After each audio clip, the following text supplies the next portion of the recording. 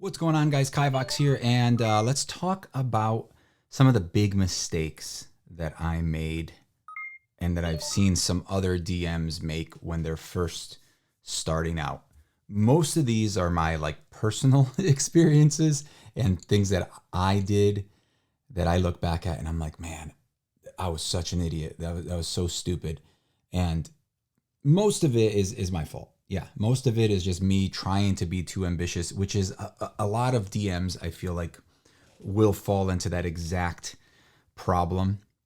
I've literally experienced it with one of my friends that is DMing, where he made the same exact mistakes that I did when he was playing in my camp. Well, when he was playing in my game, I made the mistakes, and then when I was playing in his game, I was already a little bit more experienced, and I noticed he's doing the same exact things that I did, which then later we talked about, and he's like, yeah, I know. But yeah, there's some big ones, and then there's some other ones that I've played with some other DMs, and I'm just not a fan of those things. All of these are opinions, my opinions. That doesn't mean that they're the only options that you have. They're just things that I'm not a fan of, and things that I've learned from playing and or DMing. The big one that I notice a lot is just trying to do too much all at once, or just trying to plan everything ahead. The big mistake that I made, I think that the biggest mistake that I made is I threw too much at the PCs to the point where they didn't know what to do. They had that deer in headlights thing. It's like, do I go that way? Do I go this way? And I tried to start my world off pretty, tight and small, but very, very quickly I made the mistake to just make this grand adventure and this amazing, crazy thing, which the biggest tip that I have is just find a short adventure. There's the Essentials kit, there's the Dragons of Stormwreck Isle, there's obviously Phandalin and stuff, the Lost Mines of Phandelver, whatever. They're all good. They're all tight. And then there's also the whole homebrew stuff. There's all the things made by other people that aren't wizards. There's a lot of really good stories there. The most potent brew, that's a pretty good one. It's just a one shot. There's a lot of one shots out there that are decent and that you can learn a lot from. Even when it comes to just structuring story or encounters, you can learn a lot from. I would say if you want to do like a long-term adventure, just find a genre that you like, or I guess like a type of game that you like. And there's plenty of reviews on all of the different official wizard stuff out there, but just find something you like. I started off that original adventure with the Acquisitions Incorporated adventure, and it was good. It was fun. It was silly, and we introduced some fun characters in there.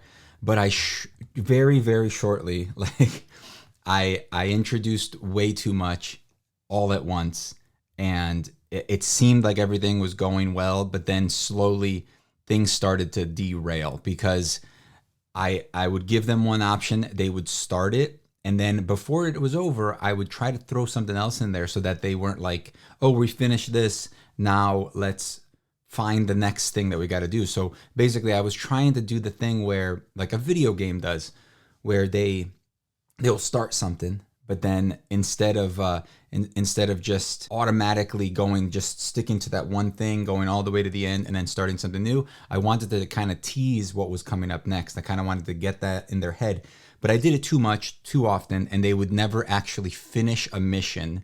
And we were playing Milestone, and I didn't want to just keep leveling them up, even though they never actually completed anything. When we stopped playing, they were basically at a point where if they had completed all of these things, they would have leveled up probably at least 3 times or something like that, which would have been really weird, which I probably wouldn't have done anyway. But the big mistake, too many quests all at once, too many options. Try to narrow it down to like 2 things, and usually like official adventures or even homebrew adventures, they'll usually have like 1 or 2 options, and then the players could make up their own thing, or they have one option and then the players could make up their own thing. and try to go a different route or a couple of different routes, or just completely ignore it, which is always annoying. But that's a player video. That's in the future to, what not to do as a player. Now, you may be tempted to run your own or start your own world, right? Like just start from scratch. What I would say is, if you're gonna do that and you have to do it, find an adventure and adapt it into your world. Something that's similar to what you want to do, and then adapt it. What I did for my current adventure is I took Dragon Heist and I modified it to include the characters that I wanted to be in it. I kept it very city oriented for the whole first 7 levels of the game that they played through, like their levels.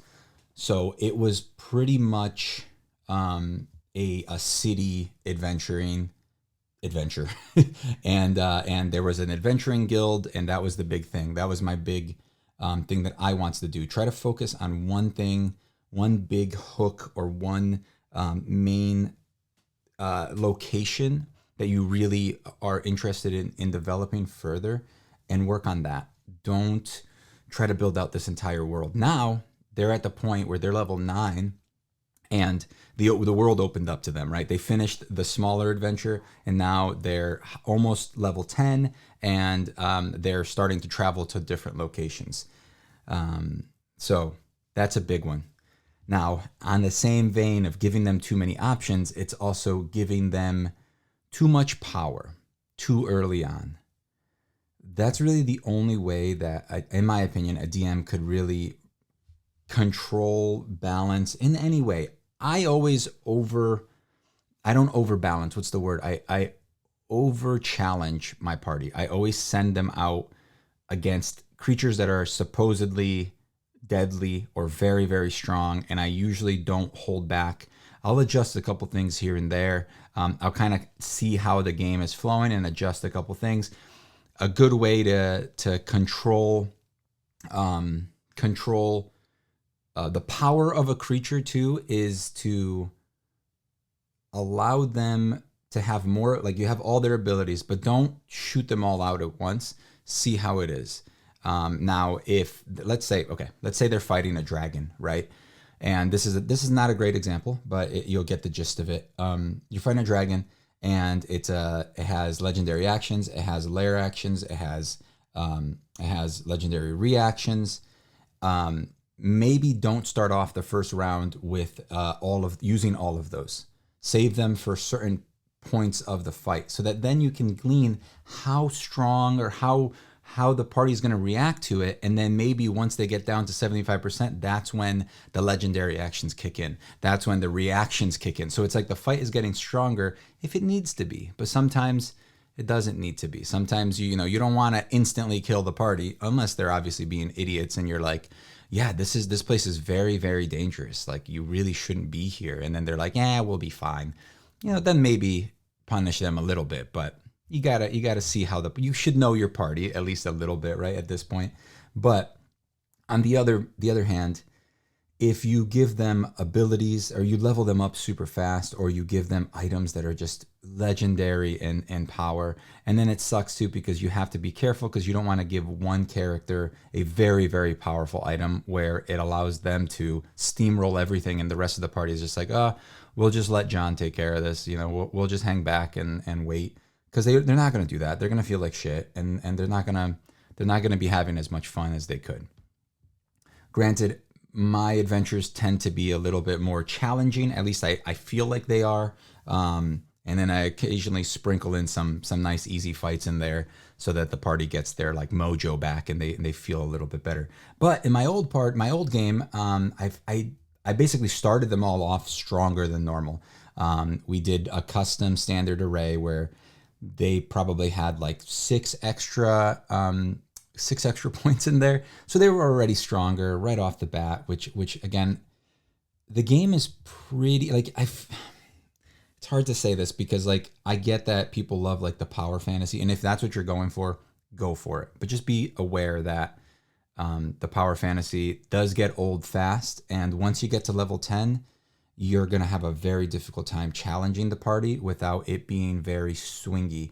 And by swingy, I mean you're going to be throwing enemies at them that are extremely strong, and if they roll badly one round and you roll pretty well one round, they may die and they may not be able to come back. So that's what I mean by swingy. And it sucks. Like it's challenging to do that. And the harder it is for you to balance or to try to make a combat fun, the less time you're going to have to work on the adventure and the story and the characters and everything else. Now, speaking about time, the other big thing is figure out the amount of time that you're going to spend on things, and don't waste your time spent on like frivolous, dumb things that you really don't have to. So, an example is maps, character photos, character images, maps, locations. Like, yes, they're good to have. They're nice to find, but I try to only have a map if there's going to be a lot of role playing there, or if there's going to be a combat. Obviously, if there's a combat, I like playing with a map. I like them being tactical. I like them being able to see their location and everything. I'm not the best at describing locations and exactly what they see. And then sometimes I think I'm doing a good job, but they didn't understand it. So I tend to not do that so much. I only do maps when there's combat and or there's going to be it's going to be a location that they keep going back to. Obviously, if they go there one time, you're on the fly, you don't have a map prepared, just, describe it very vaguely so later on you can find the map that allows you to be like, yeah, this is the map, this is the place you guys were at, this is the tavern that you guys were at last time. Remember I said that there was a bar and some tables? Yeah, this is it. So super vague, but just get the point across. If it needs to be a creepy place, describe it as creepy, whatever. Describe the smell, you guys know all of that stuff. But don't waste hours looking for the very specific map. Just look online, find some maps that can inspire you. That's usually what happens to me is I'll find maps and I'm like, oh, this could be cool. This could be this thing, or this orb over here is something that they need to deactivate so that the zombie skeleton ghouls, the gabagools stop showing up. So yeah, that's a thing that can happen. So that's what I recommend. I have a friend that DMs and he likes to draw stuff. So he uses a lot of his time spent drawing a lot of his NPCs, which I've said to him before. I'm like, dude, you need to just like put that time into something else. Granted, sometimes he's just doodling, having fun and doing it. And if you're having fun and you have time, that's his excuse, is that he has time. So I don't have enough time in the day to do that. So I just, don't. Now, a big one is not really something that I do, but that I've experienced from other DMs, and that is reading directly out of the book. It's just a pet peeve of mine, and I don't like it. I don't like flowery,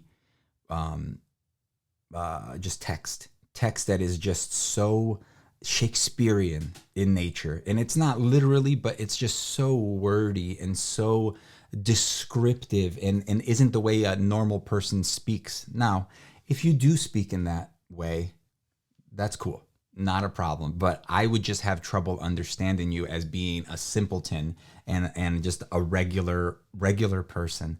So I'm not a huge fan of that whole situation. I had a DM that did that, and it just was so, like, he would be surprised that we didn't understand where we were or what was going on. We would get the gist, right? It would be like we're in a church, but like we walk into a room and it's like this literal like 5-sentence paragraph of a description of the room.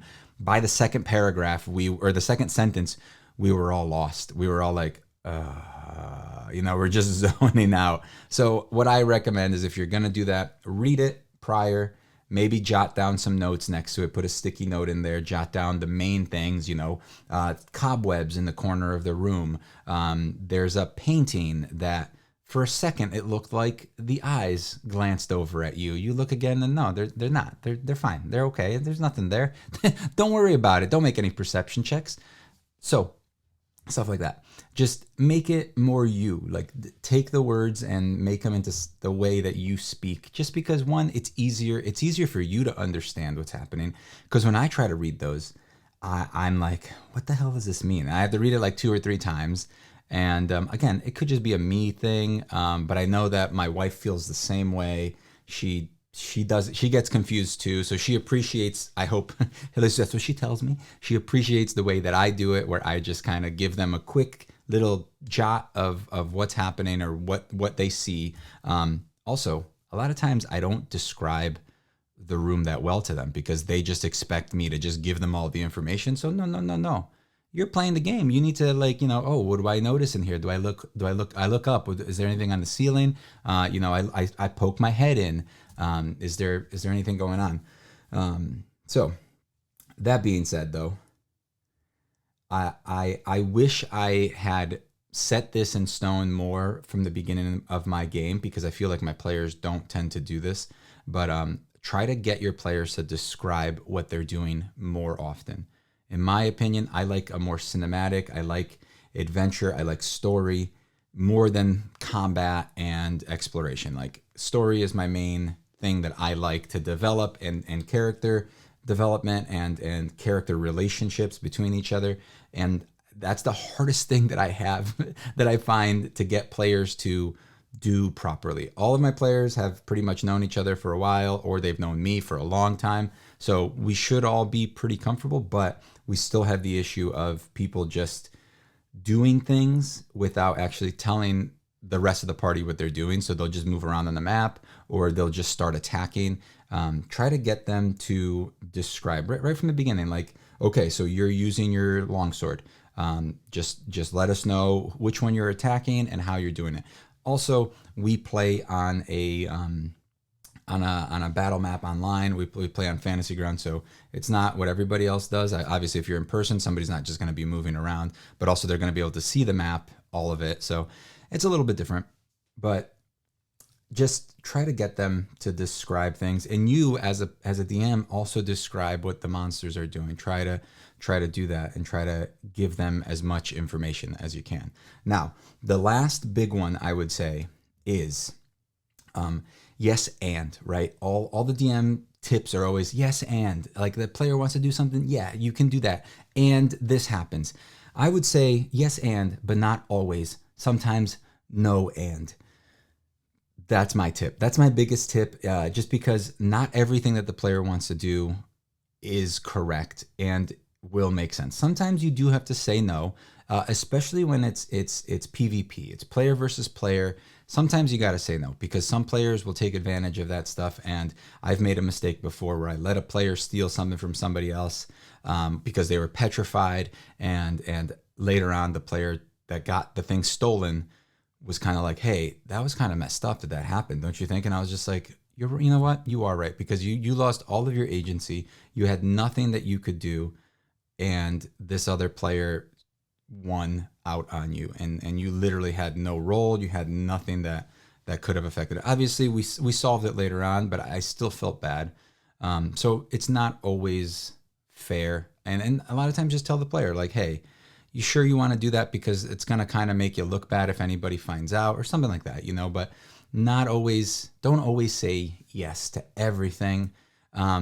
Most of the time just adjust. And that's kind of like what the yes and is. It's like, yes, and because you're doing that, this happens, but sometimes people take yes and differently. They take yes, that happened, and then something else good happened, so just be aware of that. Don't always cave to the player's will, or whim, whatever the saying is for that. And yeah, so the big one is be careful. Don't overpower your not overpower. Don't give them too much power. Don't waste your time doing stupid stuff and things that aren't really gonna matter. Focus more in one location if you can. A town, start in a small town. If you want to start in a big city, do, but keep them located in a smaller area. Big cities are tough because there's basically an endless amount of supplies and resources, and they can find pretty much anything if they're at a big, Neverwinter, Baldur's Gate. Like, they can pretty much find anything there realistically. So it's a little bit harder, but control their money. Don't let them get too much money. Just rein it in at the beginning, and then you could always scale up. If you start off big, it's harder to scale down. That's the big one for the power situation. You could always gradually give them power, and they'll be happy with that. But yeah, so that wraps it up, guys. If you have any new DM tips, obviously I've missed a bunch. I may make another one in the future if I come up with some different things that I remember. But those are the ones that I could come up with today. And if you guys have any, leave them down in the comments. Also, let me know if you guys ran into any of the situations that I did where it kind of like was hard to fix after you messed everything up. I ended up just starting a new campaign, and I'm happy with it now. It's going well.